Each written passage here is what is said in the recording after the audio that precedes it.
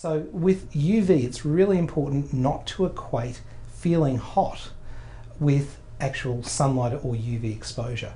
So that's why it's really important, particularly in these cooler months in Queensland, that people protect their skin during winter because you can't feel or see UV.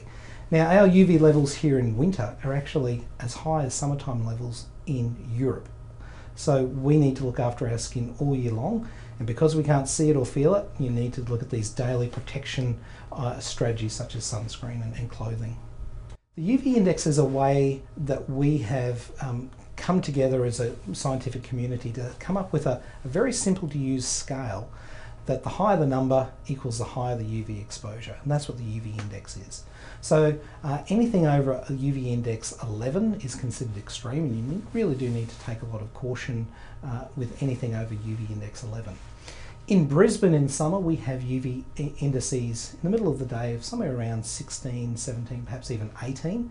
And in winter, we're getting peak UV indices of around about 8 or 9 during winter. So remember, the higher the number, the more chance you have actually accruing skin damage. So you need to keep an eye on the newspaper and the weather report, because there you'll get the UV index value to give you a guide on what sun protection you should do the next day.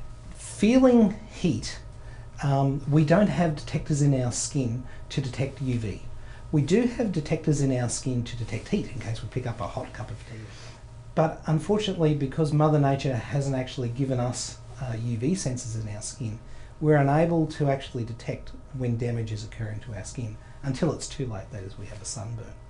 So we can still get burnt on a cold, cloudy day, and in fact we're sometimes even more at risk on a cold, cloudy day because the light can actually be scattered from all around and you can get sunburn actually quite bad.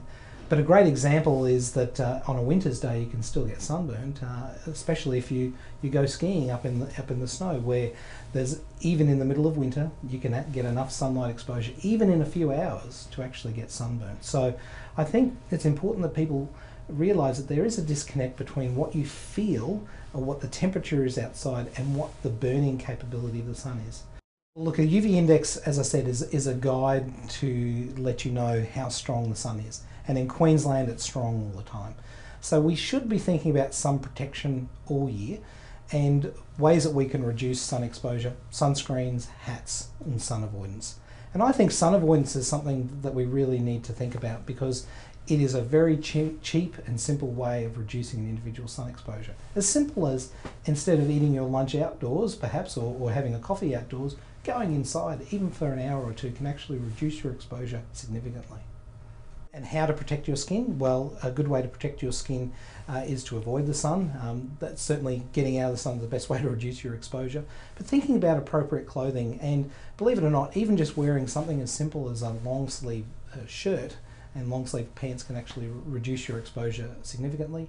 And hats and sunscreen as well are a good way to reduce exposure.